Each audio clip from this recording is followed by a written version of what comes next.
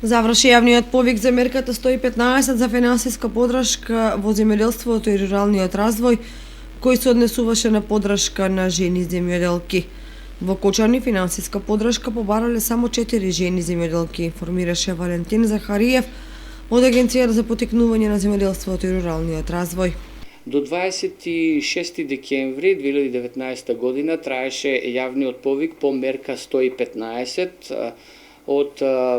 програмата за финансиска подршка во руралниот развој или познато како жени земјоделки, односно подршка на активен женски член од земјоделското стопанство. Оваа мерка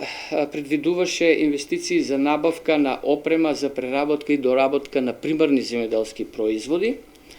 и целата оваа мерка беше спроведена преку нашата агенција, значи како помош на оние кои што беа заинтересирани за аплицирање, при што нашата агенција изготви деловни планови и ги среди и подготви сите документи кои беа потребни за аплицирање.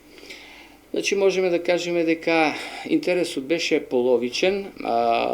можеше да има и подобар интерес, но како и да е, интересот во нашиот регион, тоест регионот кој што го покрива регионален центар Штип, беше некаде околу преку 30 поднесени барања, од кои што